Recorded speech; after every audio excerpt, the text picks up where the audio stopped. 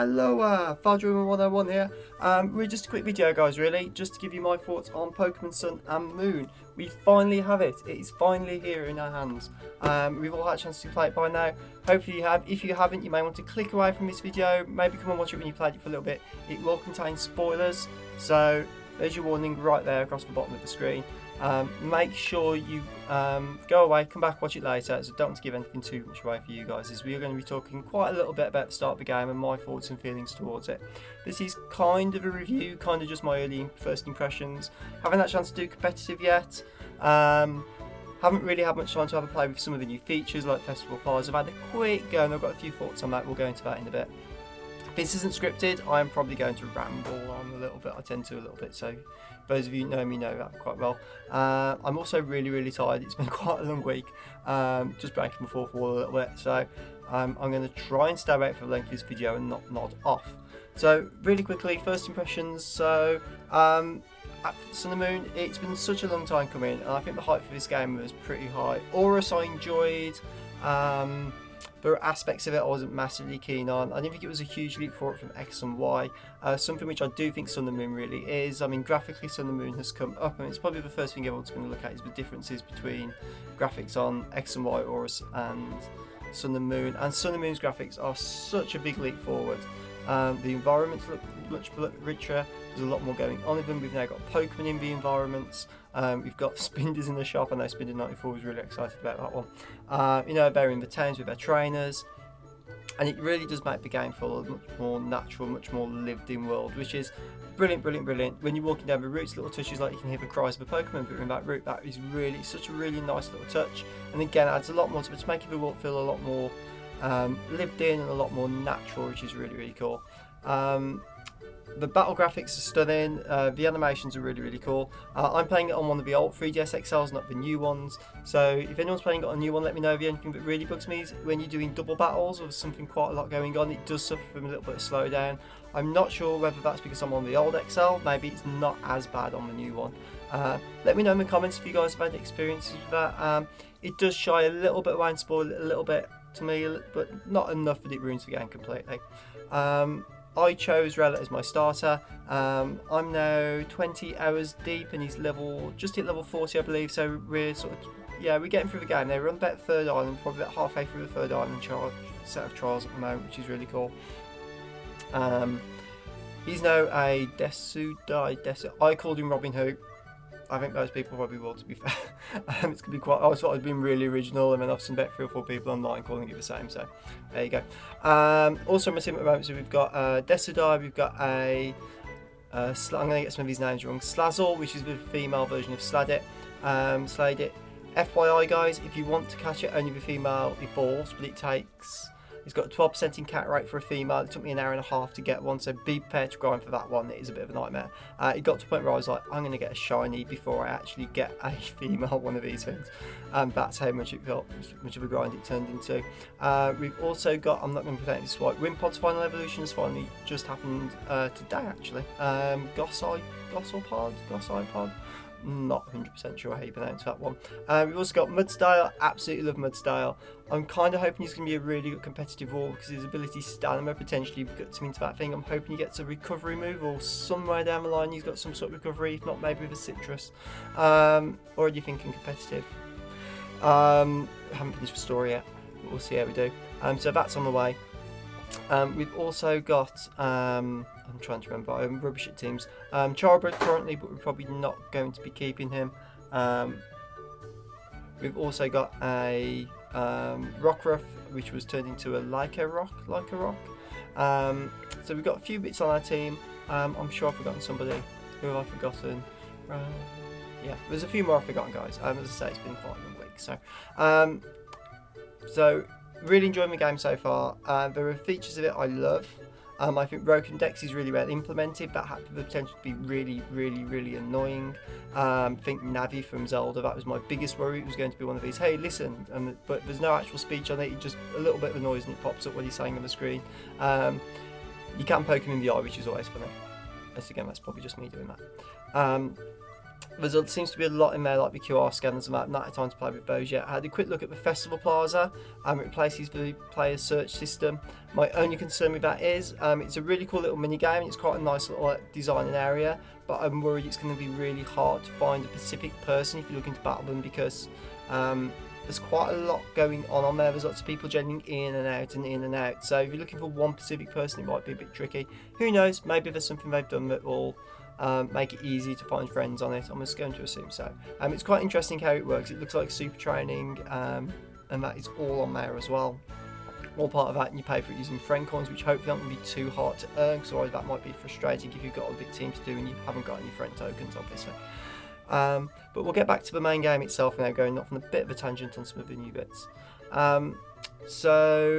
First impressions of the game was I felt the start was a bit slow. The constant negatives, a few negatives. The start was a bit slow for me. I felt that the constant hand holding at the start was really, really frustrating for someone who's played most of them. I haven't played every single game, but I played most of the game. So I'd really like to see an option put in there where at the start of the game you get asked whether you know how to catch a Pokemon or not, or if you've caught a Pokemon before, and you can just click yes or no. And if you say yes, you don't have to sit through the tutorial. And it felt at the start of the game, it felt very much go here, do that, go here, do that, and then it pretty much led you around that course. I found that a little bit frustrating. I quite like the freedom of these games to explore it myself, and this first island, it doesn't really let you do that. By the time you get to the second island, it does. It's still a little bit hand-holdy, but it doesn't feel quite as much like it's pushing you in one direction. It sort of feels as if you want to go off on a bit of a tangent, you can do. That for me was much, much better. And then on the third island again, it's still a little bit, you need to go here and do this to drive the story forward, but if you want to track around on this route for an hour and a half like I usually do, exploring every nook and cranny on it, then you can do that as well. The combat graphics are absolutely beautiful. Some of the new moves are stunning. The animation's really good. But one thing I thought was going to really annoy me at the start of the game, I've actually really, really loved. So for those of us who played Aurus and X and Y, you've had Pokemon to me, it was a fun little mini game. It only came in really handy if you wanted to max out moves like Return, or annoy your Pokemon to death to get a good frustration power. And apart from that, it didn't really use it. It just felt like it was there. Apart from posting some slightly filthy memes that people were doing with champs and jinxes, but we won't go down that road. Family channel. Yeah, they weren't great. That's now in the thing where when you do a battle, it comes up with a care option. When you press care, they get dirty during the battle, or if they're paralysed, and you then go into what the care mode, or enemies it used to be called, and there's items that make called cure status situations that you do by sort of petting them and stroking them with certain items to make them feel better. You can clean them up after battle, and that looks really well. And you start getting a bit of personality from Pokemon, so you'll start a battle and you'll get comments like, "Oh, Mudstyle is trusting you to make the right decision," or what I did the other day, Robin Hood is thinking of poker beans, he's hungry, and that was at the start of the match. So those are I've added a bit more personality to the Pokemon, and you do kind of find yourself warming to your team a bit more as a result of having that interaction with individuals, as opposed to they're just in your team. You give them a potion every now and again when they get KO'd, and that's it. So it does feel a bit more personal, and you do build a bit more of a stronger connection with the Pokemon on there.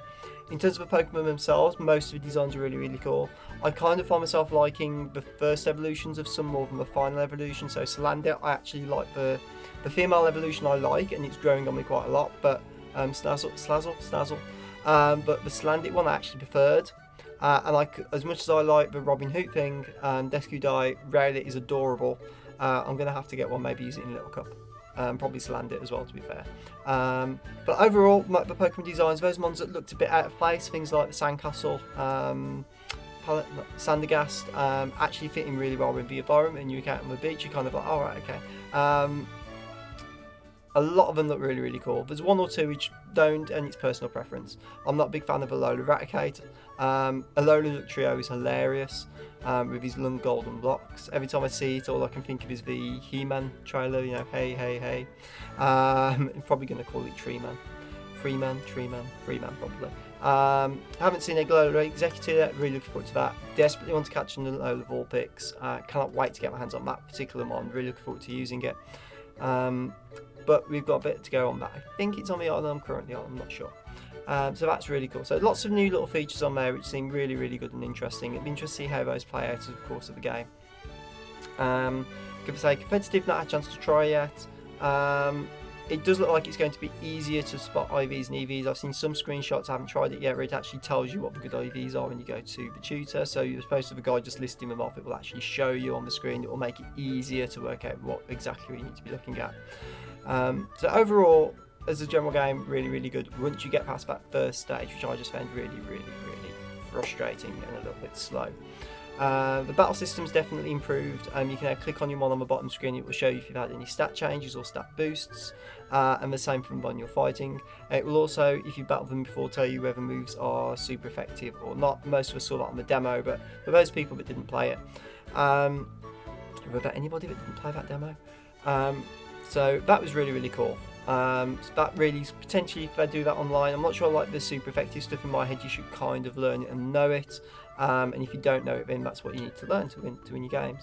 But for people just coming into competitive, but particularly playing through the main story arc, that's definitely a good way of starting it.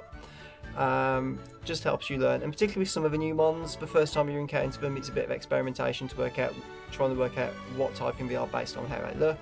And then once you've battled them once, it will then tell you what moves are effective or super effective based on what you've got on the team, so you can kind of work it out from there. Overall, most of the ones look really cool. I think I've already said that. Probably have. This isn't scripted. I'm going to ramble. I always do. So that is really, really cool. There's lots of great points in the game. The story, actually, the game seems really story driven, a lot more than previous Pokemon games, and I like that a lot. We really get into feel for the characters. Team Skull are hilarious. They are my favourite team bad guys since Team Rocket. They are so funny. Sort of walking around like, yeah, yo, hey. I can't do it. I'm 12 doing that sort of stuff. Not without looking like a prat anyway. So, but they're really cool. They've got a lot of personality. Their music is absolutely fantastic. In fact, the whole music in the whole of this game is an absolute treat for the ears. They've really gone to town with the music. It really suits every environment. There's not one theme that has felt like, oh, this is a bit out of place. Absolutely stunning work on the music side of things. The actual Alola region itself is really varied, and that's brilliant. There's been, say, spoilers at the start, so if you've got this far and you haven't played it, you're going to get spoiled. There's like a town which is like a little resting town, there's lots of lush forests, there's a jungle, there's beaches, which you'd expect being based on Hawaii. Big cities, I mean, the biggest city in there makes Lumino City look tiny, it's ridiculous. Then there's the Alpha Corporation, which is really sterile and white, and those guys are up to something no good. There's something a bit dodgy about them, so I'm about 20 hours in now. I've only met them once, but yeah, don't trust them at all. So that's really cool. And there's lots of other really nice little touches in the game, which as you play it, you'll see for yourself, guys. It's big, 20 hours in now, it doesn't feel like, and I've been doing a bit of exploring, but I think most people do that anyway, and a bit of grinding on routes to see what Pokemon are there. FYI guys, some of the dex entries are absolutely A, horrendous, and B, terrifying.